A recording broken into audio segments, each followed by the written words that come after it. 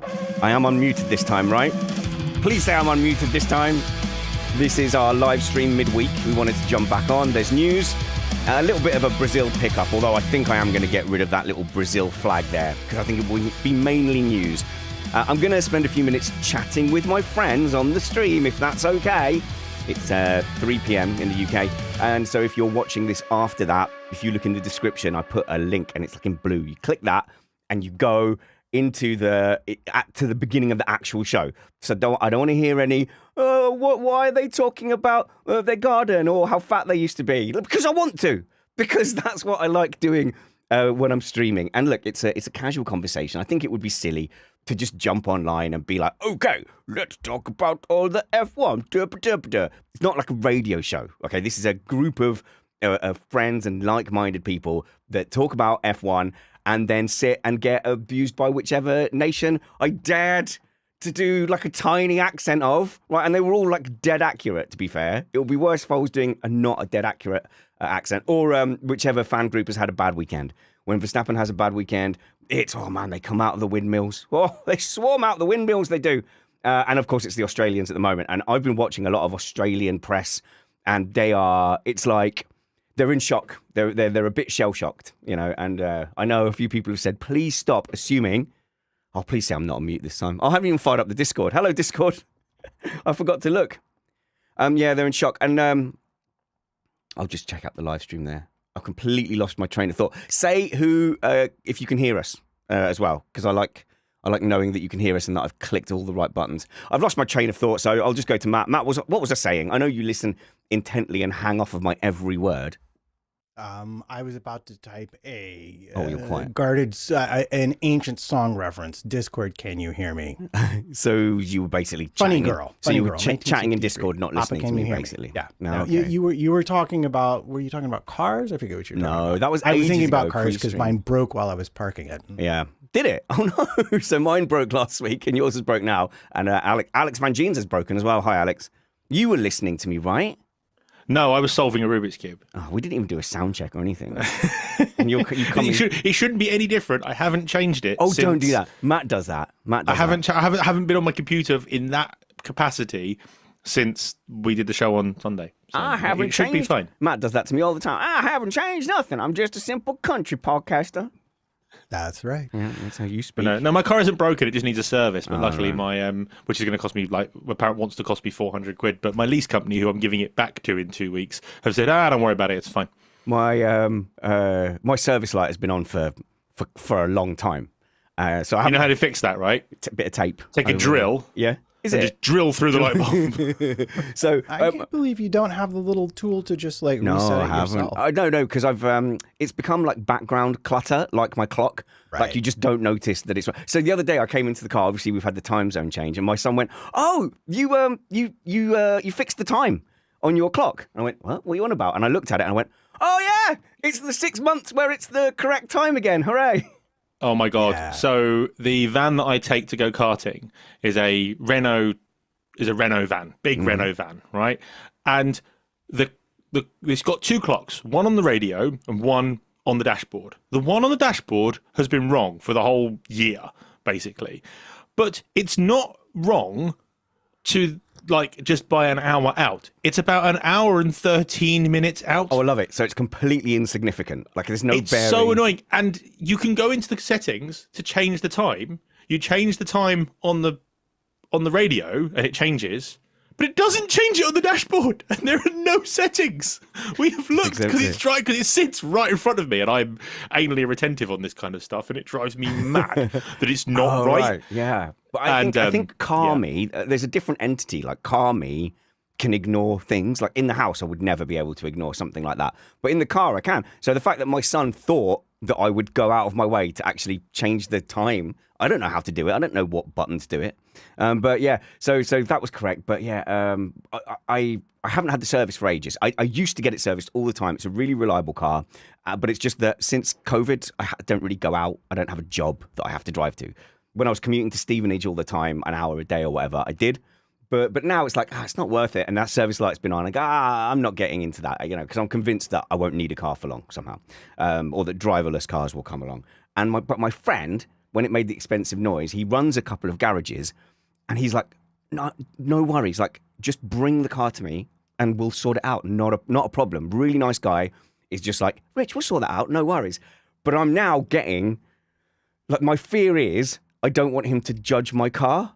Like, do you know what I mean? Or like how I keep it. Or it's like my car is not a good reflection of me as a person. The only thing that I don't keep well when it comes to my car is keeping it clean, because it is, in this country, it is just pointless the outside. Trying to keep a car clean. Because you go and get it cleaned, it looks fantastic, and my car is lovely, and my car does look fantastic when it's nice and clean. It does. But it lasts that for like 3 days. And then a bird relieves itself on it, or it just rains. Yeah. Or just it's the muddy. fact that our roads are so terrible that just dirt gets thrown all over it. Oh, and the man. problem is, because it's a deep red, my car, when it's dirty, it looks more brown. So it becomes a gorgeous car into a very unappealing car. My next one's going to be white. That's a mistake. That is a mistake. It's better than black. And I've seen quite a few of them in white now, and it looks really good. I've never had a white car. I didn't have a choice though, so so I've told you guys before. I have a friend / family member that works for Mercedes F1. So I've got this through the Mercedes friends and family scheme. Okay. So I had to pick from a list, and it was the old. I could pick between white or black, and I picked white. I would have picked. I like black. I don't like black. I don't like a white car. It makes it look like you picked the default option. And I tell you, I think because I come from the 90s where it was red cars and white cars were cheaper because the paint was cheaper. So it was kind of like the option for the red or the white car was always the cheap choice. See, interestingly, when it came to red, so my first car that I got to, I've had company cars since I was 19 years old, right? But I got to pick the colour of my first proper company car, and it was a Mazda, and it was red, but it was like this gold fleck red. And somebody drove into me in a car park. Then turned out they didn't have insurance. I know the picture's weird, by the way. Don't worry. So the company had to pay for it, but it was so expensive because it was a red paint with a glitter layer and then a lacquer layer on top. So they had to basically paint the car 3 times to get the paint on the car. So yeah, I was told never, ever, ever to scrape that car ever again. Otherwise the work just won't get done because it was too expensive. Oh man, it's like I like this is why sometimes it's not worth having new things. It's that if you buy something secondhand and it's just been used like for a few months, and then you have those marks on it that you were gonna get anyway. So like we recently bought a ping pong table off of Facebook, and it's like it's flat. That's important, but it's nice and scratched up. And like saying to my son, it's like, we would have made those scratches. So like, we're lucky. It came pre-scratched. We're like, yay, it came pre-scratched. We don't even have to scratch it. You've never had a new car before, have you, Spanners? So the car I have now is a 2016 car. I got it new on a lease through a company work scheme, and then I bought it off them 3 years later. So actually, that's the one new car I had, and I was disappointed that there was like 4 miles on it or something from them just driving it around like the lot to get it to me. And I was like, generally 6 miles. Is it 6 miles? I tend to have had. But that counts, right? That counts, yeah. Because I've had lots of new cars because I've had lots of company cars. Yeah. So I've had lots of new cars, and I just, when you're used to having a new car every 3 years, you can't beat it. Yeah, there is nothing nicer than the feel of a new car that is my car. No one else has spat over this steering wheel. No one else has rubbed their backside into my seat. It's mine and only mine. I'm a big fan of nearly new stuff, and I think that obviously does come from like I'm not as posh as you, so that does come from like scraping. I'm not paying for it, so oh, that's true. If I was paying for it, it'd be entirely different. Mm-hmm. One day, who knows what the stars will bring when I finally become a Hollywood movie star. And I can't obviously do it through conventional means. I'm hoping to befriend the right people at the right time. And I'm not greedy. I don't need to be the star. I don't need to be Glenn Powell. I don't need to be that. Be in the F1 movie like Ted Kravitz was. Just because you're part of F1, you've got to be in the movie. A believably scared and human sidekick that either wins the audience over or eventually dies having shown a photo of their girlfriend that they're going to go back to after the conflict is over. That'll do me. I can slot into that role. I can be the, oh no, you're crazy. This situation's so dangerous. Oh my goodness, he's doing it anyway. I can be that. I don't have to be Ant-Man. I can be the friend who tells all the stories. Who dies first? The Michael Penner. I can be Michael Penner. I had to agree with you on a movie trope the other day because with the new Predator movie coming out, I went back and watched all the old Predator movies, which, by the way, all the old Predator movies are excellent. I don't have time to bleed. Because I've watched Predator, I'll now watch Alien because they're linked together. Yeah. And oh my God, Alien 1 is boring. Nothing happens for an hour. I'm having to crank the fader down, by the way. You're welcome, stream. Sorry. That's how frustrated it got me. I'm like, this is supposed to be like a classic, amazing. Come on. Watch like E.T., Flight of the Navigator, all those movies. This is worse than E.T. Take forever to get. It's like, get on with it. It is 2025. I'm 45 years old. I don't have a lot of time. I don't need you to build tension. I am already tense. So true. It's so true. And it's a shame because I was like, right, I'm going to go and watch all the Alien movies. I'm bored now. So I've stopped. I've actually now moved on to Desperate Housewives. Excellent. I never watched Desperate Housewives before. I'm really enjoying it. I think I watched it at the start because it was like there was a big thing about it. And by the way, if you look, we're all on screen. You can see that Matt is actively working and researching while we're talking about 80s movies. I actually read a great Predator essay. Volume up a bit, bit, It is Matt. a much deeper movie than most people give it credit for. Predator's great, man. And that obviously because you had a big wrestling star in there as well, and then you had what was his name? Jesse Rick Rude. Oh no, Jesse Body Ventura. Yeah, Jesse Body Ventura. I don't have time to bleed. Yeah. That was him. There was actually a guy on set who was so dangerous he had his own bodyguard to keep the rest of the cast safe. Okay. Apparently, the guy who played the Predator, who was like 7 foot tall, he died at like a couple of years after the movie, and he was like late 20s. Yeah, tall people, man. They're just that's the disadvantage to being tall. Oh, I need you boyfriend to be 6'5". He's not going to be around long. The short kings are immortal. How tall is Matt? I forget how tall Matt is. Just about 6 feet. Yeah, so Probably. So, I mean, I was. similar. If a girl asks you, just you're about 6 foot. 6. My wife always says I'm 6 foot. Of course she does. But yeah, but I don't think I ever officially measured there. And obviously, the older you get, the shorter you get, no matter. Damn, you took the joke from me. I was going to say, well, now that you've hit like 60, you're going to start shrinking now. Yeah. I've got about 8 months left. So yeah, to live. Yeah. I wasn't going to announce it, but no, until I'm 60. Well, I hope Chris or Kyle's got a bit more podcast time availability then. Chris isn't going to last. He smokes. Kyle isn't going to last. You're telling tales on Chris. Either. But I was a bit disappointed when he came back with a cigarette smell. I was like, Christopher, it's 2025. No one smokes anymore. Stop that. At least vape. Yeah. Jesus. Oh, man, we're not going to talk about any of the pre-show stuff I wanted because we're going to get into the What did you want to talk about then? Oh, I wanted to talk... Because now I'm not on the clock, so we can just be endlessly luxurious. Real quick then, I wanted to talk about Chris's... Chris said that his phone groups photos together and it'll be like, this person is Alex, this person is Matt. And he said... I guess the pre-weight loss Vangeen shows up as an entirely different person in his phone gallery than now Vangeen. And I just thought, that's so hilarious, man. And he put it in our injured fatties group that we've got because we've got like basically a weight loss group going. And you go, that is quite a stark difference, Alex. He did put it in the injured fatties group. Yeah, I thought he put it in the other group. Yeah. No, it is. It is. Yeah. I mean, I went from...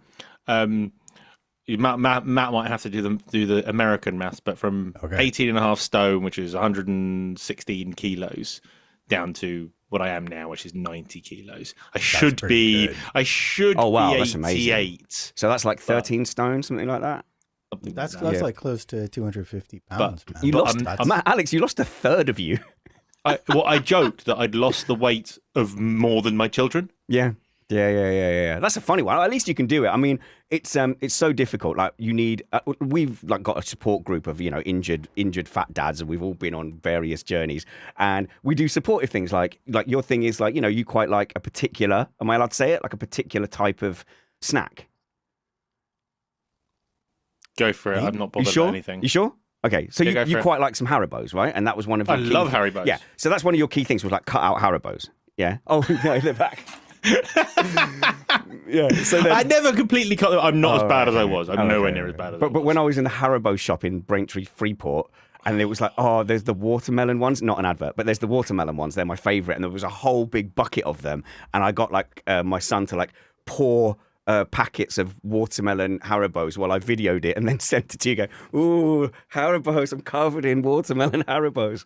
So that's the kind of support we offer. My opinion of Haribo packets of sweets was when it says share packet. I like, I'm just going to share it with myself. Yeah. While I drive in the Very space of about munchy. 15 minutes. But it wasn't necessarily that I ate them. It was the speed at which I ate them. And it's such condensed calories as well. Like you can just shovel in 1,000 calories if you want. But the thing that I was getting was, and it's funny how it changed since I lost all the weight, but I would be driving home from a meeting that I've gone to in the morning, and let's say I've done 150 miles. So let's say I've been on the road for an hour and a half, and I've had an hour and a half meeting on the way back. I'm falling asleep while driving because I've been so coked up on sugar. What choice? Oh, and then only on sugar. So then you need your full fat Red Bull to get you through.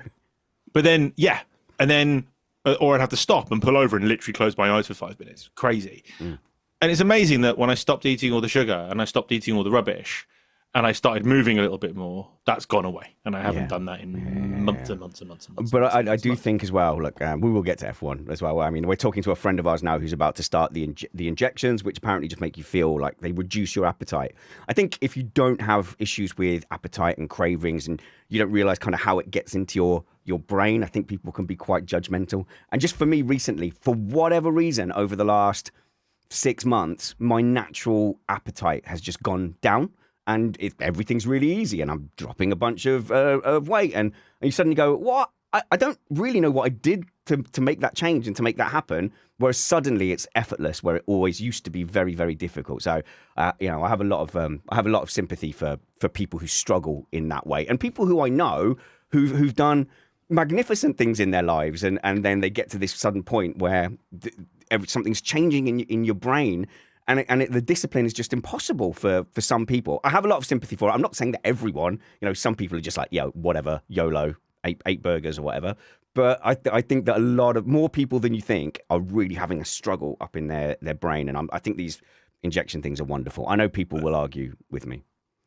It's not just the weight, though. The GLP-1 agonists have a lot of other very positive and not necessarily fully explored benefits. By explored, I mean they've properly demonstrated them. But these drugs, they are meant for mainly people who are overweight, at risk of diabetes and stuff like that. But they're beginning to find that there are other benefits to them as well. Like this could potentially be one of don't want to use the revolutionary, but it's going to be one of those drugs where you're like, oh, it has all these other applications that are also really good for people. So I'm actually delighted that we've now got them into a large enough population that we're able to start figuring out what else they do and how they work a little bit better. But it is a thing. And I'll just say this as someone who's older. Like, I lost a lot of weight. So much older. Yeah. I lost a lot of weight, and I mainly did it through diet. And without changing my diet at all, I hit a certain age and bang. Yeah. I started gaining weight again. Like that's just it. I use same activity level, same diet, nothing changed. But you do get to points with your metabolism where what you were previously doing suddenly no longer works. And you can easily get boxed out of having enough time to deal with it. It's hard. So a lot of people probably are making more of an effort than you think. And I think that's the worst bit, is because you sit there and you try and you're like, okay, this is the best I can do with the energy that I have, with the time that I have. I'm just like fighting a losing battle here. Yeah. And then people come along and they're just like, oh man, you should really like do something about that. And that's just the worst. Hate it. I mean, that's all good points, but this is the equivalent of the Oscars music. The spinny car is coming. No, I was just thinking this is now starting to sound like Dad Hub.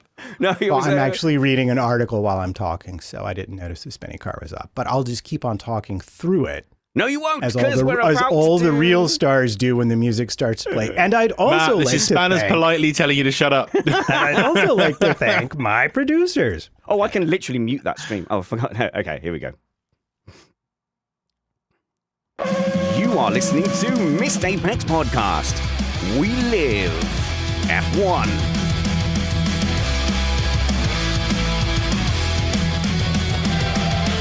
Welcome to Missed Apex Podcast. Yes, we're back midweek. We're going to sweep up a little bit of the Brazilian Grand Prix stuff, and we're going to discuss some news because a certain CEO has got everyone's back up, has irked a lot of the fan base, has united the Charles Leclerc and Lewis Hamilton fan base in a way I never thought possible. I'm your host, Richard Reddy, but my friends call me Spanners. So let's be friends because it's an exciting part of the season coming up. And yeah, you may say that Lando Norris might have one hand on the trophy, but it is far from over. Anything can happen. I've spent a lot of time watching championship run-ins over the last couple of weeks, and there was a lot of championships where it looked done and dusted, but until it's technically over the line, anything can happen. So we'll talk about some of the championship maths, the title connotations. We've got Matt here who's going to do a League of Justice. Where did people lose points? And also, I'm going to defend Piastri. I think he's coming under a little bit of an unfair accusation of choking this championship, and I'll detail why. Plus, we have... What else do we have? We have the VCARB admins being told off for booing Lando Norris. So we've got a bunch of stuff to talk about. I always feel the need to remind you that we are an independent podcast produced in the podcasting shed with the kind support of our patrons and partners. We aim to bring you a race review before your Monday morning commute. We might be wrong, but we're first.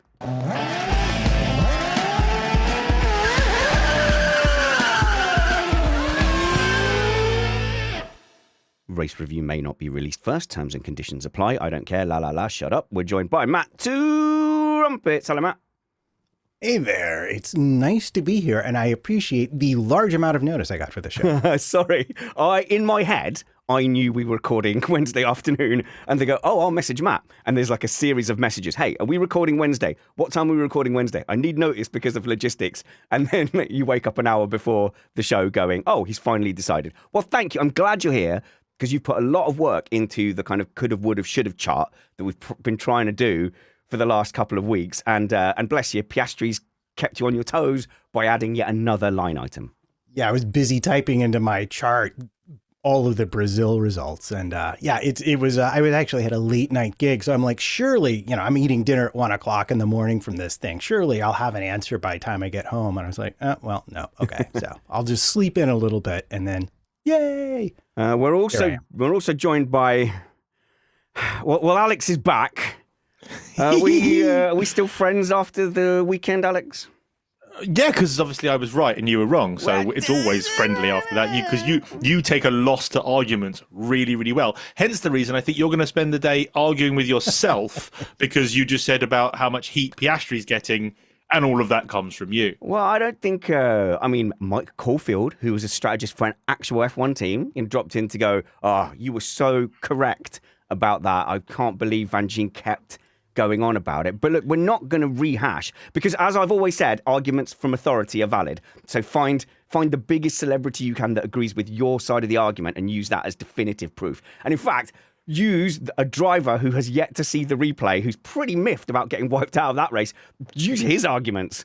Because people are saying, well, Leclerc says. I'm like, yeah, I'm pretty sure they get them into the pen without watching stuff and then go. And also, but to be fair, Kimi was like, oh, I saw him there. And I just kept turning anyway. So Kimi actually admitted that he did it. We've got to stop, right? I don't think people want to hear another rehash of turn one. Unless anyone has changed their mind. So, Alex Vangeen, have you changed your mind about whose fault it was?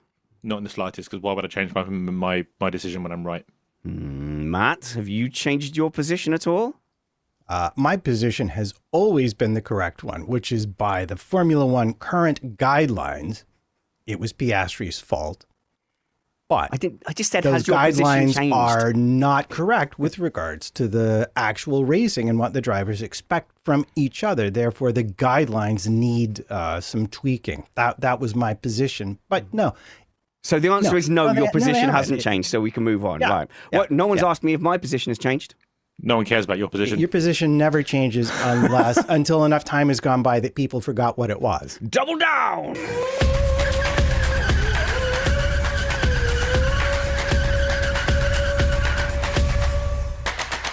All right, we'll get back to some McLaren stuff in a bit, but it's got to be Elkin. The first discussion point has got to be John Elkin, who is the grandson of Gianni Antonelli, the legendary head of Fiat. So he is somebody who is, I'm sure, very competent in a range of businesses, but is there through family ties, and someone who we don't hear from a great deal compared to the drivers. So whilst he's a very, very important and powerful man in the world of Formula One, he's kind of an NPC. He's generally in the background, and he, it's the same kind of role as Mohammed Ben Sulayem. You can quietly go about your business in the background, and if you're going to break cover, would suggest perhaps not the best move if you care about your own popularity is to, I don't know, attack two of the most popular drivers in Formula One history by saying, we have drivers who need to focus on driving and talk less.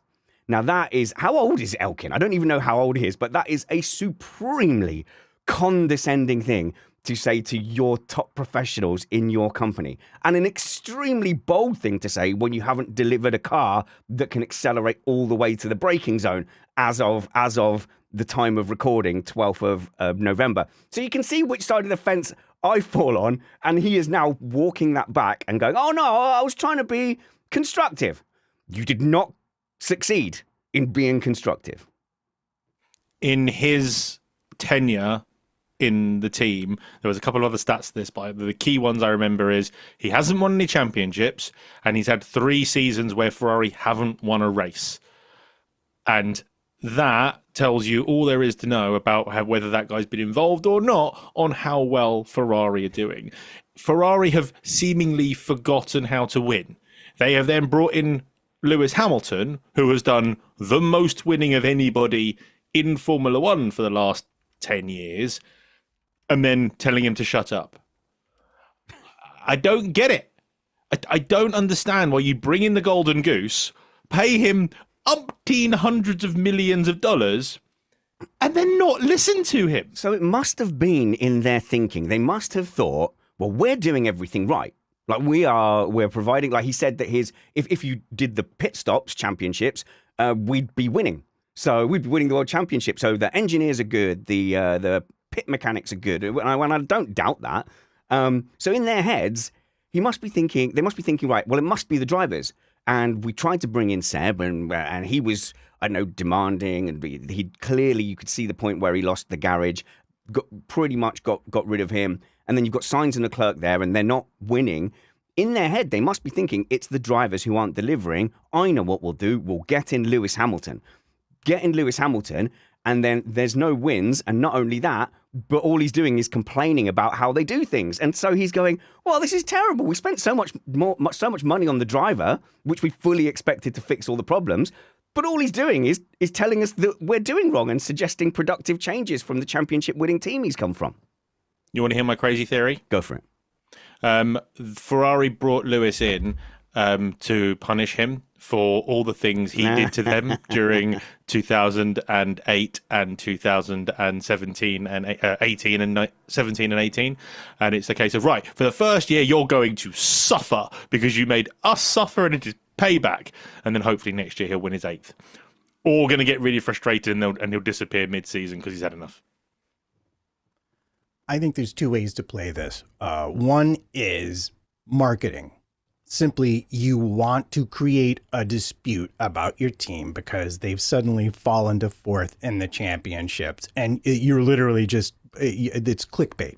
It's rage bait, it's clickbait. And actually, if you're in, I guess you'd call it drill sergeant mode, you're actually forcing team unity by being a bit of a, well, I don't know. What's the strongest word I can use without falling afoul of the censor? I don't know. Is it like since my daughter turned 13 and she's been a right pain in the neck? Like, me and my wife's relationship is great because the enemy of my enemy is my friend.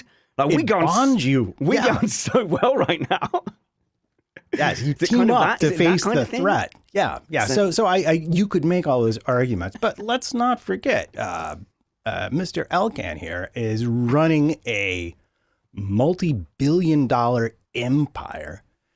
And even though he is far richer than you or I will ever be, unless we get really lucky, he still will have people to whom he is accountable in certain ways. And this could also be an optics thing for him. He might be covering his backside in arenas that we are not hearing about in the little motorsports world right here. Internal pressures. So he's saying things to look like he's in charge and like, yes, I signed it. And yes, it costs a lot of money, but I'm in charge and, you know, we're going to make this work. He's having to justify the money he spent because let's not forget, he's got a lawsuit about his inheritance. He just settled a huge tax bill in Italy for which he actually had to do community service as part of the settlement. This is like a very Bernie kind of thing, if I'm being honest. And so there have been some negative things going against him. So this could be his way of changing the subject and also demonstrating to whoever it is behind him, whatever capital is with him, to whom he feels he needs to explain himself. That no, he's really in charge, and this bet will work out the way I planned it. It also just feels like, hey, it's not my fault. And Leclerc and Hamilton have both been kind of, vocal. Like Leclerc said the car's undrivable, it's a real nightmare. Hamilton saying I'm having a nightmare. It's clearly not going well for the drivers. And then that makes it seem like it's the management's fault. So then suddenly Vasseur is under a little bit of pressure, and also then Elkin might be under pressure internally, but less publicly. So yeah, you kind of have to go, well, it isn't, and I'm the boss. I think this is, it's an ego thing where it's like, I am in charge, I set the tone. If you speak out like this, there will be blowback publicly. I can't see that working because I think the reaction has been so bad. But yeah, I'm worked up, Vangeen. It just shows a team that at the moment has no unity, and that isn't going to relate to good performance and anything decent. I think it might be the opposite, Alex. I think it might be the opposite. I think they've got internal unity to the point that when Lewis criticised it, there's lots of reports of the technicians like annoyed at Hamilton criticising or making suggestions because it's a Ferrari. You can't call it a turnip box. It's a Ferrari, and so what I tweeted was, Lewis Hamilton has lost the locker room. And that's, it's a sporting term for when a manager goes in. And in this situation, I'm seeing the driver as kind of a leader, goes in and just cannot get the team to do what he wants to do. So he's been unsuccessful at that. And all this combination of things, plus Vasseur's comments months ago now that didn't sit right with me, where he said, Lewis is very demanding. And you're like, yeah, like why wouldn't he be? Surely that's an entirely normal thing for an F1 driver to be. Surely you've brought over a 7-time world champion. You want them to be demanding. You want them, to a team that is failing, a team that is not performing at all where it should be or where anyone who has investment in Ferrari wants Ferrari to be performing. You want this star driver and Leclerc, because he's good enough to know better now, to go, the car is not right in these situations. These are what we need to fix. And for them to go, nah. It's baffling. I'll tell you what, this year as a Ferrari fan has been a very painful year to like F1 and like Ferrari. Because I spent so long laughing at them, and now the egg is on my face. We tried though, Alex, didn't we? We did try. We really tried. So I just there are a couple of things that bother me most about this. I'm not sure that Lewis has really lost the locker room per se. But I do think that the car, Ferrari has optimized what they have, but they've not fixed and are unable to fix the basic issue that they have. And I think both drivers know it. So a lot of times the comments that we get are a result of, well, this is the best compromise and the other teams have better cars. But this was always a 2026 gambit bringing Hamilton in. So I don't see that. And the other thing is that Elkan himself uses the comparison to WEC, where they won the championship. But that team isn't actually run by Ferrari. It's run by AF Corse, which is not Ferrari. So even there, it's just like it just demonstrates a removal from what's actually happening in his motorsports competition world, to me and to anyone else who knows motorsports.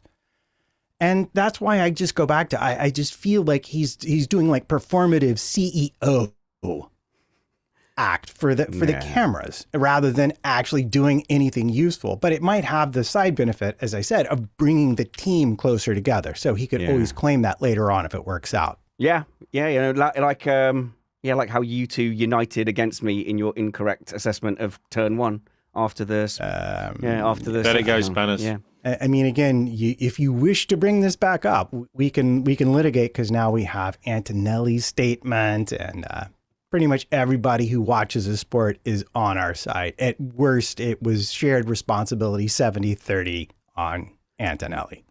If I speak, I am in trouble. So in the chat, I said, I've given the Discord the opportunity to defend Elkin. I said, am I saying that right? Elkan, yeah. It said, does anyone you pronounce it like an Italian? Elkan. No, I got in trouble for doing impressions. No, does anyone want to defend him? I'm getting like, no. I had Chris bravely go, he's the boss. He can say whatever No, I can't play devil's advocate. Let's read Gigi's comment here. I think the more I think about Elkan's comments, the more I conclude that Ferrari has completely lost its way. World Drivers' Champion. Yeah, thinking about it, it's not just Hamilton. They had Vettel there. They've had Leclerc. They've had... who in that period? They've had 6 drivers, I think, in the Elkin period. They've had how many Vettel, Leclerc, and Vettel, Leclerc, Sainz, and Hamilton. Yeah, Sainz. Yeah, of course. Yeah, and then you go Alonso. How many team bosses have was they Elkin had? there when Alonso was there? How long's Elkin been in charge? I think he was. Yeah, 10 years. It might be 10 years. But yeah, and what team bosses you've had there? And you go, well, you've changed the drivers, changed the team bosses. What haven't you changed in that time? That's a. But yeah, he's not going to be going anywhere with his links. So I think it's revealing about that structure that they're not receptive to that. Now you talk about Norris when he said to the team, "Look, this is a car we can't drive. This is a car. Here's exactly what I need." And then, much to the Australia didn't like it, but it looks like McLaren went, "Oh, okay, fair enough. We've got you. Let's get these updates and these upgrades in." And it just doesn't look like Ferrari's got the tools to just have that winning mentality. It is about how does it look. They're fighting for P2 in the championship with all their gusto and counting that as a success and a failure. They should be fighting for both championships. And also, I just feel like there's a massive disconnect in the car as well, because it is highly documented that there is zero chemistry and zero communication between Lewis and his engineer. When he was coming round after having the wing replaced. Oh, I heard that. I just heard that one, yeah. And he's like, what's going on with my floor? He has to ask so many times to get information, and then he's given like the smallest morsel of information. We used to hear so much from Bono of answering Lewis's questions and then working well together, and it was harmony in the way it worked, and you could tell that they'd go away from the track and then go and talk about it more and go and evaluate it, and then it came back and it was better. I don't think they know what each other's faces look like. But how long was Bono Hamilton's engineer? I mean, come on. Adami may or may not be the guy long term, but he's had exactly 8 or 9 months at best to anticipate exactly what Lewis wants. And don't forget, if you tell him a thing that he doesn't want to hear when he doesn't want to hear it, you also get the other end of that stick on the radio, which also gets played. Same gets played for every driver, though.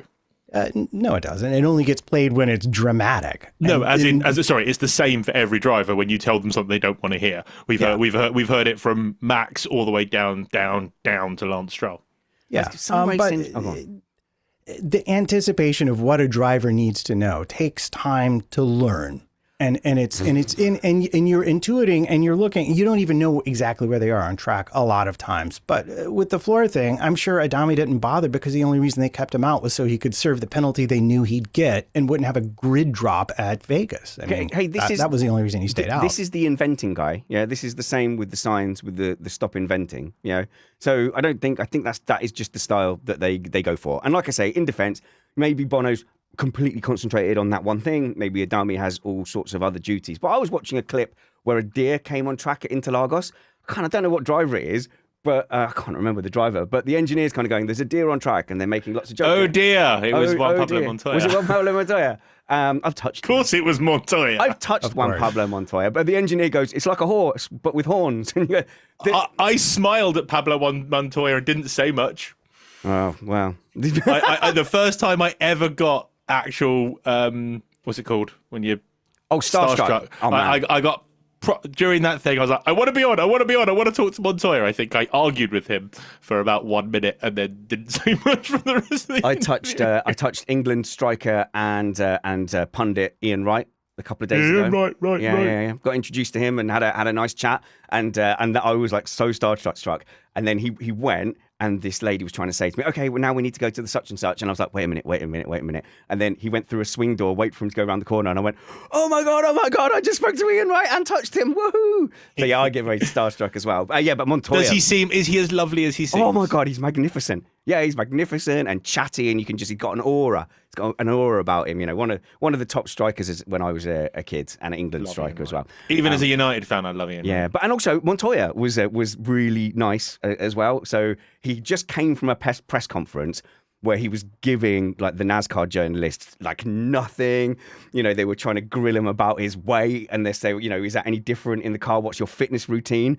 And he was like, I was big when I left. Like, what do you want from me? I'm 50. Like, go away. And stuff like that. And he's cool. That interview was amazing. Yeah, and he's really nice around his son. And then he jumped straight onto an interview with us, and he's nice as pie. So, yeah, I don't know why. We're talking about Montoya because of Oh Dear. There we go. Yeah, but I've been watching a lot of old F1, and the radio messages used to just have this feeling like they were friends, they hung out. And like when Smedley was told to give those orders to Massa, you know, Felipe, Fernando is faster than you, confirm you understood the message. You know, you could tell that they were friends, and that was hurting Smedley. It was like a movie scene where like, you be the one to tell Massa. And he's like, no, it can't be me. He can't hear it from me. Oh no, it's the opposite. I'll tell him. It's got to be me. And then on the way into the pits after the race, he said, you have been very magnanimous. You won't know what that means, but we'll talk about it when you get back. What he said? It's one of my favourite lines he's ever said. Yeah. Better than Fernando is faster than you. It was when he told him he was magnanimous and doesn't know what it means. The closest we've got to that is Max and why does his name always slip out of my head? Jean-Pierre Lambassi. Yeah, that's the closest we've got. Where you great go, relationship. Yeah, and where you go, right, Lambassi is living every second on the shoulder of Verstappen. Even when they're having to have conflict and stuff, you're like, they can get on. Like they can hit a bar, they'll be happy in each other's company. GP is like cool uncle, because anytime Max starts to argue with him, he's like, okay, Max, you do what you want. I've given you the information. Yeah. I love that. And remember, he is, I love that we found this out. He's the same guy that was Di Resta's race engineer when Di Resta was going like nuts on the radio, and he eventually just went, tell you what, you're got coming soon, but you tell us when you come in and you tell us what tyres you want, and good luck. And then basically headphones off, walk away is what I imagine. So that's the closest we've got. And if other people have got people that they enjoy listening to on the team radios, maybe that we don't get to hear on the broadcast, like let us know who are the ones. But I just get the feeling that it's very procedural, and that's kind of ironed out now. Before we leave this topic, you mentioned the stop inventing. Yeah. And the thing that it gets to me is everyone's like, oh, this is Adami. But this is Adami doing exactly what Smedley did to Massa. Somewhere in the background still, I feel like there's someone close enough to the team to have to be involved with these decisions. Yeah, but far enough away that it messes them up. The team isn't just the team. The team is the team with like some shadow force behind it that occasionally, like a dark star, that occasionally just messes with it, influences it in bad ways. And we just see the result of that. And Adami is just the screen representation of the end point, not the start of that. You feel like with other teams, I will go back to Bono just because I still think Bono is the best out there, and probably Max as well, that they are linked into the hive mind of the business. And when a decision needs to be made, it can be made like that. If the Max asks for something or Kimi asks for something, it's like, okay, yes, we can do that. Or no, we're going to do this. With Ferrari, it's, okay, well, you need to put your ticket in, put your email address and your company number, and then we'll get back to you in 2 to 3 working days with a decision based on it. And that's why it doesn't seem very fluid at Ferrari. It doesn't seem to be like, right, we're going to make a quick racing decision here. It's, oh, we need to check it with every single layer of the business. And that's what just is so frustrating listening to Leclerc and Lewis's radios. And Carlos Sainz's. Carlos Sainz's actually was even more frustrating because they didn't care about Carlos.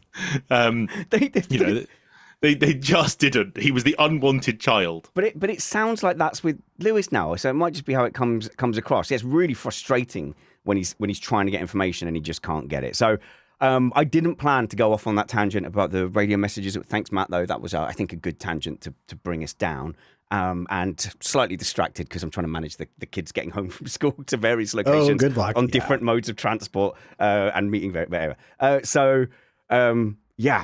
I might release a statement about how awful my kids are at getting themselves home and missing their bus stop as a way to unite them against me. So they often end up in the next village over just because they've been staring at their phones so they don't get off the bus. And then they have to wait for either the bus to go all the way around and the driver takes like a smoke break halfway around. I'm like, I'll just come and get you, otherwise it's another half an hour. But anyway, to round off Ferrari, Leclerc's given 10 years to this organisation. Hamilton is not even a year in, and he apparently has a 3-year contract. I Feels think like 20. Both of these drivers need to really think about cutting their losses. Like, is there a serious option for Leclerc to go and get himself a championship winning car? Is there a serious option for Hamilton to move or to pack it in, or just kind of go, what am I getting out of these next few years? And I think for fans, Leclerc fans want Leclerc to go. And I think maybe the older Hamilton fans, Alex, I don't think we'd be unhappy at the end of this year if you went, no. 2026 is a big thing because I want to see what you can do. But ultimately, I'm not going to be. I'm like, fine, it's fine. I need to have a morsel more success. He can't. I can't leave at the end of this year because that is going out with a whimper. You know, it's like if he'd have left at the end of 2021, I'd have been all right. If he'd have left at the end of 2020, it'd have been perfect. But he can't go out now. He has to go out and prove himself that he is still the driver that we know he is. And if they get the right car, it can work. Oh, I want that. I want that. I want that too. I'm just saying, if he ultimately went, they're not going to listen to me and I'm too old and ugly for this. Not that he's ugly, but that's always my thing, you know. Because now, stuff you'd have put up with when you're 25 in an organisation, now I just go, do you know what? I'm too old, I'm too ugly, I'm too scarred. I'm just not playing anymore and I have more freedom to go. Hamilton doesn't need another penny from his career, I guess. I guess there'd be a buyout, but you know what I mean. Well, I think the issue for him, so backing up, this year was always a prep for 2026. 2026 is the real test of how he does at Ferrari, how Ferrari does with him. Because last year, they didn't quite ever have a championship car. You know what you're getting into. I'm learning the team. I'm learning the systems. They're learning me. They build a winner for 2026, and I'm going to absolutely go for it and go for number 9 or 8 if you don't count the asterisk, I suppose. But his problem is he's done a long-term deal with them to fund his foundations and stuff like that. Yeah. So if he walks from Ferrari, he also has to consider the impact on his foundations, which are very important to him. So he's a little bit more trapped there. But I will finally sort of do a wish cast here and say that if for whatever reason it goes sour and he decides he has to move, I would dearly love him to go back to McLaren for a year or two, just as a fitting tribute to where his career started, especially if they have a good car and Mercedes built a great engine. Or Williams, just to continue Sainz's cursed run of nearly being in the right car at the right time. Sainz out of Williams. Take Sainz's seat and then lose to Albon. Man. Mark says, Lando and Will seem to get on pretty well. And Chris says, as a Lando fan, we did it, Will, after Miami last year is one of my all-time favourite radio messages. Yeah, that one seems to come across pretty well as well. In fact, email us, feedback@missedapex.net. I would love your feedback on the radio thing. I don't know if we spend enough time talking about that relationship and how key it is. We saw some great ones in like NASCAR. Listen to NASCAR spotter to driver radio. It's hilarious. And then so we got like Wallace and his spotter, his name has got like they are just slagging each other off on Twitter like all day long. It's hilarious. So the spotter relationship is different. Freddie Kraft.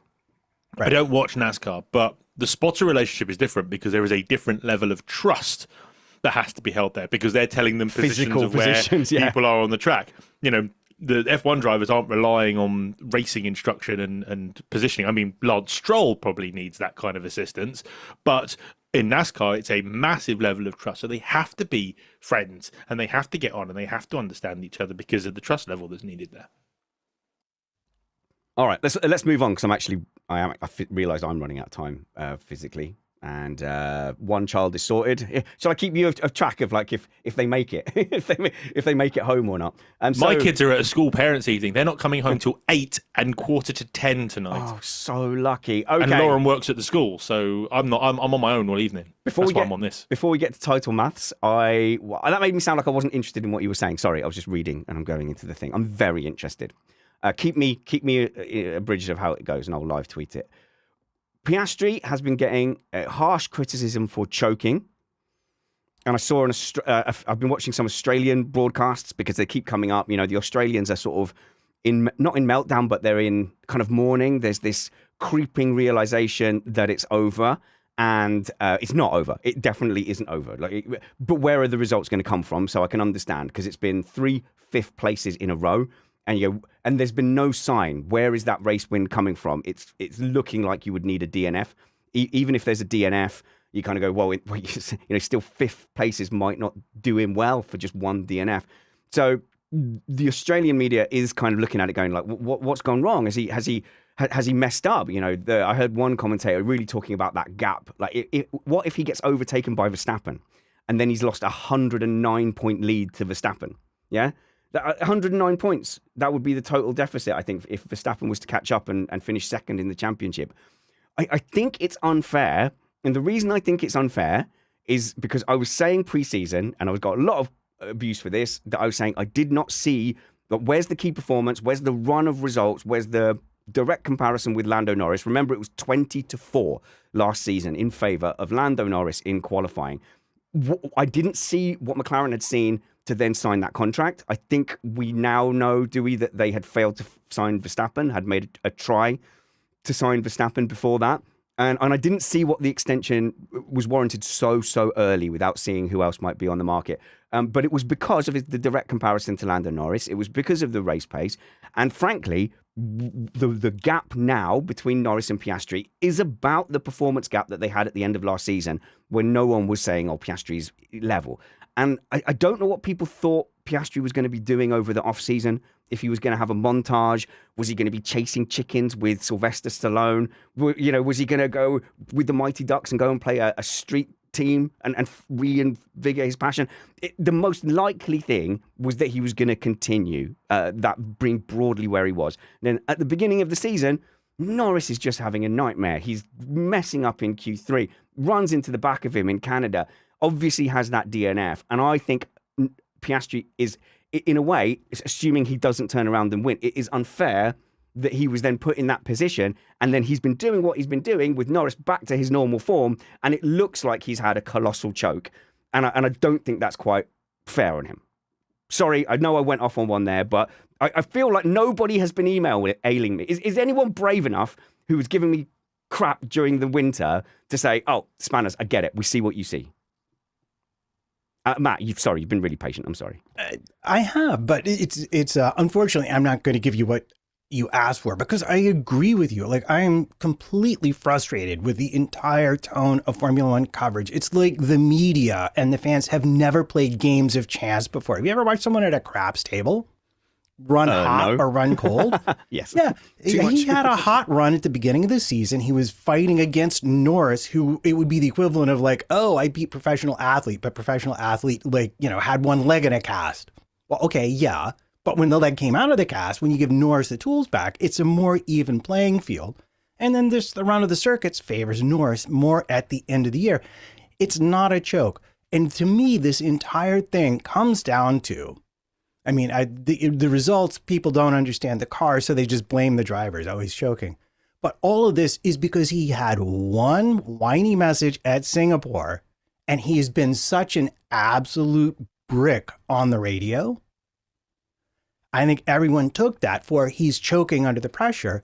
But no, he's under an immense amount of pressure, and he revealed it in a single radio message once, which I just want to say to anybody out there who's never been under that kind of pressure before, you'd be surprised what you'd sound like on a radio in that position. Oh, that'd be awful. Now, he's done a magnificent job. He's improved as a driver quite a lot, and is his third year? How long has Norris been? 2019? Yeah, Norris has a wealth of experience and a team built around him. Yep. It's actually kind of impressive how well Piastri has done this season. I mean, yeah. Go on. So I'm going to agree on most of that and then have a slight disagree, but not an egregious disagree. So, yes, I agree that what happened was they re-signed Piastri because he could be a nice sort of decent number 2 to push Lando along and back him in a title challenge. But then Lando just kept messing up. Oscar was doing a fine job. Oh yeah. He was doing a Bottas job in that Mercedes, which was if Lewis didn't win, Bottas won. And that's what he did at the beginning of the season because Lando kept messing it up. All of a sudden, Lando has sorted himself out, is giving the performances that we expect from Lando, and it's not a surprise that he's beating Oscar. However, I think where there is a bit of a choke from Oscar has been the last few races where he's convinced himself going into the summer break, I could win this championship. I've got the handle of Lando. I have had a good race against Max, and Lando can't race against Max. Yeah, it's a good point. I can win this championship. And then he made a mistake in qualifying at Baku, and it has tumbled since then. Since that day, he then crashed. He then got a full start. He then crashed in the race. He then crashed in Brazil. He hasn't nailed a single qualifying lap. That is choking. And I don't like to say it because I think he's better than that. But I was just listening to the Beyond the Grid podcast where he talks to Oscar Piastri, and Oscar, and the phrase they used was takes pressure as a privilege. So you're in a privileged position to be able to be in a position where you're under pressure. And he said, if I'm not under pressure, it means I don't care. So yes, I am under pressure, but the pressure drives me on. But he's just trying, he's trying very, very hard, but maybe going outside his limits. Because the tracks, the low grip tracks, combined with the nature of the turns, are his weak points still. I mean, he is absolutely on the limit to try and win the thing. So what we call mistakes is simply, him trying to extract every last bit. It's not mistakes in the sense that, oh my gosh, I hope I don't hit the wall. Oh no, I've hit the wall. It's not that kind of a mistake. I mean, I hope I don't hit Antonelli. Oh no, I hit Antonelli. Yeah, that was, again, here we go. And really, if you want to ding him for anything, I would say that in the sprint race, hitting the curb, well, now there's something that we saw some drivers do, but you know who else hit that curb and spun? Verstappen. He had a real wobble. Verstappen. Yeah. And only because the flags were out, he didn't wind up in that wall too. And so how much are you really going to blame him for that? Yeah, we all missed it. I missed it completely. I only had it pointed out later. I did too. I just saw it on social media later. But I think people are blaming him for stuff because they wanted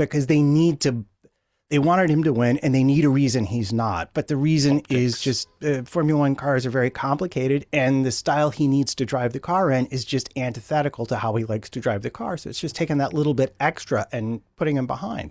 So 2 things I want to do. Matt's League of Justice, who's lost the most points, and I think that will take us up to the end of the show here. But I want to say, do the Australians, I got an email saying, stop assuming that all Piastri fans are, all Australians are Piastri fans. No, I don't want to. So they are, a lot of them calling conspiracy. They are, the Poms, they want an English driver to win. How reasonable is that? Because you've just said it's a Norris-backed team. And didn't Brown say, we've had Verstappen, we've had Vettel era, we've had Hamilton era, now it's the Norris era. That's a quote from Zach Brown that I read on the internet and may or may not be true. I haven't done the research. But you're right, the team is around Norris. It has been for years. So Maybe But Zach's American. So he doesn't care if a Brit wins or an Aussie wins. It's such rubbish. Yeah, I forgot. Because they know they have a car that is good enough that either of them can win, and probably the better driver will win at the end of the year. Wait a minute. I get very annoyed. Take Norris out, and Piastri might not be beating Verstappen this season. Absolutely not. Yeah. Absolutely not. Anyway. Yeah. Sorry. And the whole thing about the Australians, it's the Poms, they want the Brit to win. Ooh, yeah, you're Australian, you want the Australian to win. The Dutch want the Dutch guy to win. But it's a British The Spanish want the Spanish guy to. I don't understand this. We definitely are of not course allowed. there is bias. Yeah, I don't know why we're not allowed. Like when Cadillac comes in, no one's going to question Matt supporting Cadillac or wishing them well next season. Yeah, of course, I'm going to wish them well. They'll finish 12th, but I'm going to, or maybe 11th. A good 12th. Yeah, it depends what Alpine are up to, doesn't it, really? Yeah, they don't have the drivers. They're going to have a Ferrari. Do we have zero optimism in Cadillac? Also, there's only 11 teams next season. Why are you saying finish 12th?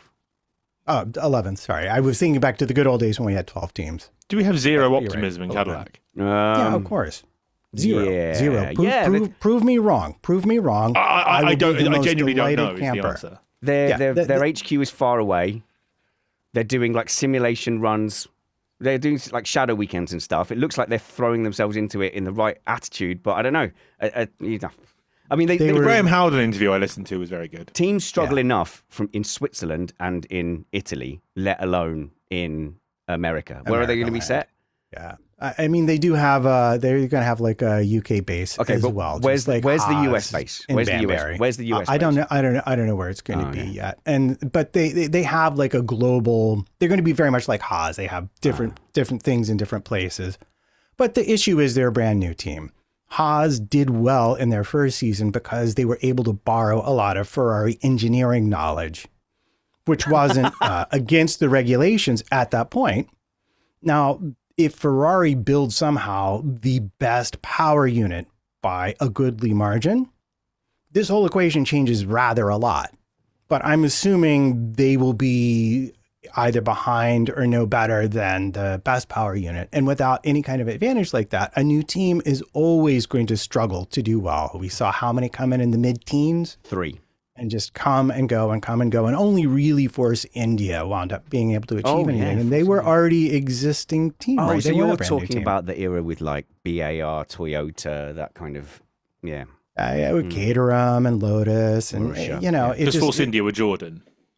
Yeah, they were already existing team. Brand new teams have a history of finishing dead last in their first season, in this modern era especially.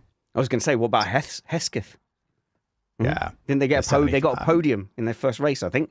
Anyway. Brawn, they were a brand new team. They definitely didn't have hundreds of millions of pounds spent on their car by one of the biggest car manufacturers in the world. You're ruining the fairy tale. But yes, so the Australians supporting Australians is fine. I don't mind that at all. I don't think they're nuts. I just think that they were kind of sold a dream as well. Webber, a personality from there he's got Piastri's corner, so he's not going to let them suffer the same fate that Webber suffered with being a number 2. But was he always kind of a number 2? Had he, in truth, not yet matched Norris in performance? Had this golden run at the beginning that gave him a championship lead when it was clearly the dominant car, and then it's kind of cruelly been taken away. So you start looking around for conspiracy theories. But the Norris is slightly favoured by McLaren theory might not be crazy. Stella made this comment saying, Norris is so good on the tyres. Norris is really good on the tyres. Yeah, Lando's great on a long stint. Okay, do you want to qualify that by going and Oscar, because they know that that's not quite true. Norris is particularly good compared to Piastri in that way, and that is the team principal confirming the thing that I was getting yelled at for at the beginning of the season. So yeah, I do have some sympathy with the Aussies at this difficult time, but don't tell them because there's an Ashes coming up, and I don't want to. I don't want to be on their side in any way at all. Formula One is not a linear progression. No, and it was a good enough run that you just got suckered into thinking it was going to continue, and. Fair, totally understandable, but and the McLaren bias, You know what? I buy into it in the sense that it's systemic. Norris has been there, his strengths, and I believe that of all of the things he's good at, like you mentioned the tire stents, the late tire stents, that has just worked its way into the DNA of the car. So it's just systemic. It favors what he's best at because he's been the constant factor since well before Piastri got there. But it's not the team going, oh no, we want Norris to win. No, and it's the start. I think Bottas had an equal chance at Mercedes. It's just that team had been very much, around him, and he was the incumbent. Right, we've waffled on here, haven't we? And this has been fun. I've enjoyed it. I want to do midweeks are good for that. I want to do the League of Justice-y thing. Right. Okay. I think we've got about 10 minutes or so, and I just want to really try and say who has lost the most points in this championship. Oh, and also, if Piastri ends up winning the title, I was going to say, can we get Steve, video producer, to scrub this episode? But given that he's Australian, I'd imagine we'll be getting clips on a loop of me saying all these things. But yeah, who has truly lost the points here in the championship run-in between the top three, Matt? What has your research concluded? Well, my research has concluded that up until Brazil, Piastri had lost the least number of points. He lost 47 points. Norris had lost 57 and Max had lost 75. And before I go any further, because I feel it's important to be open and transparent about my statistical methods, which are based mainly on laziness, what I did in each race was I looked at who finished first amongst the top three. I didn't consider what happened in the race. I just looked at who finished first. And then I looked, was there a gap? Was there a gap? So if Norris finishes first, Piastri finishes third, okay, he's lost 3 points because he should have finished second. And if Max finished behind him 2 more spots, then he loses that number of points. That's how I did it for all the races. And I guess at this point, Norris has lost the least points because he had a perfect weekend in Brazil. He's lost 57 points across the season. Piastri has lost 65, including Brazil, and Max has lost 81. Do you want to tell us the incident? There's not that many, so tell us what the incidents were for each driver, if you can. All right. Since Norris is now the leader in the least lost points, I would say Bahrain. Grid boxes are hard to see without tape. That was the he lost 3 points there. Saudi Arabia. Forgot you weren't supposed to crash in qualifying. That cost him 3 points as well. He finished fourth. Canada, that wall completely moved, just like Senna. That's there. He's definitely lost those points. That was when he hit. That was 12. Zandvoort. My car caught on fire. That's probably not his fault. So that was 15 points right there. Oh, so we're saying without that he may have been third. Right. He would have finished behind Verstappen and Norris. Oh, okay. If Verstappen finished second, then I put him third. If he was behind, I think Piastri finished, so he would have finished 1 spot behind Piastri. That's how I do this math. Azerbaijan, bad quality, but better than Piastri. And then the sprint races, China lost 5 points to Russell, and the DNF and the sprint, Piastri, 7 points.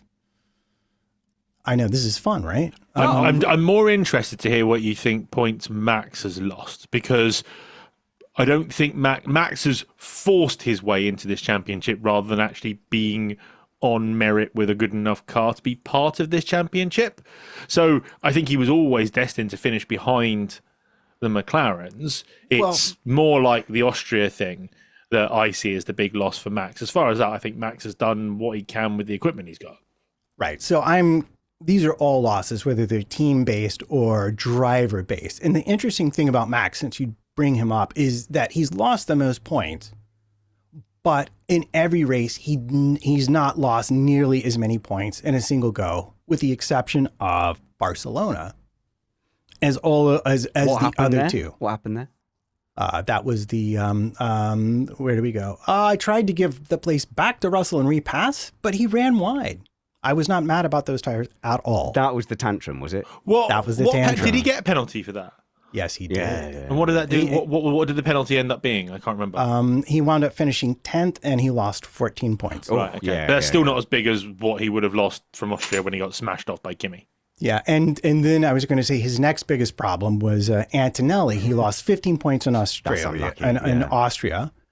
And then there was also a pit lane thing that he got involved with in the Miami sprint, I believe. He lost 6 points there because Antonelli hit him in the pit lane when they were changing because of the weather. Antonelli. So his Spanners, biggest you see problem- lots of this is Kimmy hitting people, right? His biggest problem is just say that, Antonelli. right? Yeah, you're noticing a pattern here. And then Kimi never caused another incident ever again. He smashed into the back of somebody in Silverstone in the rain. And honestly, if we're going to skip away from Verstappen, I'm not going to outline all the incidents. I just the ones you asked about. Everything else is like 3 to 6 or 7 points per race, which is literally just mostly what I wrote is car wouldn't turn. So it was really mostly a car thing for him. He's done an amazing job of minimizing his losses relative to the other two. For Piastri, I think his biggest problem, looking at it, is, it's the FIA. He got the penalty at Silverstone that cost him points, and he got the penalty here in Brazil this weekend. Crushed him. He lost 13 points this weekend, 8 in the sprint, slippery when wet. Same problem he had in Australia when he spun off and didn't quite crash and managed to get back in. And then it was in the race, the collision with Antonelli, again, a 10-second penalty wound up costing him. He just admitted it. Another 10 points in the race. So he lost 13 points. He's 24 behind, and 13 of those points were lost this weekend. He'd be 13 points closer had that not happened. Alex, were you trying to remember the Silverstone one there? It was under safety car. It was being aggressive or overtaking under safety car? What, Kimmy? Yeah, and it was overtaking. He smashed the back of one of the Toro Rossos. No. It was Piastri behind it was Russell. A restart. Was behind Russell in the safety car. And I think Russell basically slammed the brakes on or something like that. And Piastri felt like it was unfair. And that was the one where the team were like, oh, yeah. We agree, Oscar. That penalty was really unfair. And then there's like a dramatic pause. Do you really think it's unfair? Oh, yeah, no, we do. Well, if it's really unfair, maybe we should swap back. It was that one. Yeah, I don't think he actually lost any points to Verstappen and Norris because I don't see it listed. But I do recall that affecting him in the race. So any call like that, it can be controversial. And you say, obviously, there's controversy around the one in Brazil as well. Yeah. So are we, at the moment, is it looking like basically honours even for lost points? And importantly, did you add the Monza pit swap as points lost for Piastri after the pit stop? Nope, that was not part of my algorithm because once you get into that, you're like, should Piastri have gotten the place back from Norris? No, what happened in the race is one of the three of them finished ahead of the other two. And if the other two didn't finish line astern, they lost points. That's how I did it. Alex. So for the Brazil weekend part 3 that we're no doubt going to do like later this week, we need to do actually just base it on the points that the two of them lost through their errors. Oh, yeah. Because that's the whole thing is the beginning of the season was marred with Lando making mistakes and poor starts and things, which he has managed to solve. Yeah, he's starting well, isn't he? He's starting well, and the thing is everyone kept saying it, so I'm like, oh, okay, he's going to drop to like last from the start of Brazil is what I totally thought was going to happen. I'm glad it didn't, but anyway. And then obviously Oscar's had a few crashes now, so it's there. That's the point swings that matters. The point swing when you finish second to your teammate don't matter as much because that's just racing. It's when you've messed up and you've caused yourself to lose more points than you should have done. They're the ones I haven't explained myself thoroughly here, Geensy.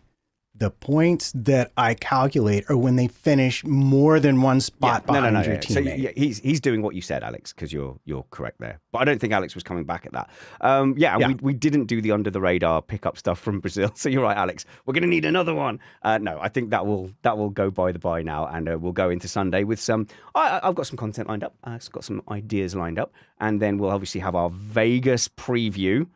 And I am still at this point unsure whether I'm going to be in Vegas or not, but it's going to be too late to organise a Missed Apex event. However, if I'm in Vegas, I will tell you like where I am and like come and have a beer or whatever. come and yell at me in That real works. life. Tell me as soon as you know, please. And that's always nice because it's never like Twitter in real life, which I think it will be. I think people are going to be like, you turnip, you blah blah blah. Everyone's always lovely in real life. You're gonna be like what's that fire haze across the sky? Oh, that's people with pitchforks. Oh, and they've got banners with my name on it. No one's like that in real life. Everyone's like nice and chill. It's America. But I might be doing some other stuff in and around the track, so hopefully there'll be opportunities to say hi to people. And as ever, if you see us there, like always, just come and have a chat. Please, it's not like I'm surrounded with an entourage of friends. I'll appreciate the company. Alex, your YouTube videos up and running? Yes, doing very, very well. My latest video, which was my last GX round, Yeah. might be my last ever GX round, is up. So go and watch that. And I am racing in a twin-engine pro kart this weekend that my friend has lent me. So I'm going to try and go as fast as I can without bending it because I can't afford to fix it if I break it. So we will see. And so what they've done for me is for the grids have come out. So for my very first pro kart race, they've made the sensible decision to start me on pole. No, oh no, that's like in our championships when you have the reverse grid and some lad who's like just turned up, hasn't done any practice, isn't like great at iRacing, and they've just put one kid to bed and they're like, all right guys, sorry, what's this reverse grid? And they're like at the front, surrounded by you and Kyle and Danny, and just cause absolute carnage and ruin the championship. And I have two of the championship contenders from the whole season. Oh man, you are going to ruin that championship. You are absolutely. Luckily, it's the O plate, so it's an open. Yeah. So I do have a chance of winning a thing. I won't, but I'm going to try. I'm going to do my best without crashing into people. The weather is getting better. I might have ended up having my first experience on wet tyres, which I've never used before. But hopefully it's going to be dry. I can't be bothered with the risk of wet. Go and follow Alex. His links will be in the show notes. Alex Vangeen Racing on YouTube. No one types things in. People only want to click on the show notes. Honestly, just type my name. If someone says to me, oh yeah, no, don't worry about it. Just search for such and such. I'm like, no, I'm not searching for anything. It's 2025. Actually, I did have a comment. I can't remember who it was from on my video, which says, I'm here. I clicked a link. Blame spanners. Good. Yeah, the link's got. People are lazy. Always just put a link in. What? Sorry, one more thing. And I'm 7 subs away from 2,000 subscribers on YouTube. So I'd love to hit that on YouTube, which is quite a milestone. You're going to be 8 short because I'm about to go and unfollow you now to make that target as hard as possible. All right, follow me and Matt at all the normal links. We will see you at the weekend. Until next time, work hard, be kind, and have fun. This was Missed Apex in the afternoon. A chill Missed Apex. We sip water and talk about our opinions.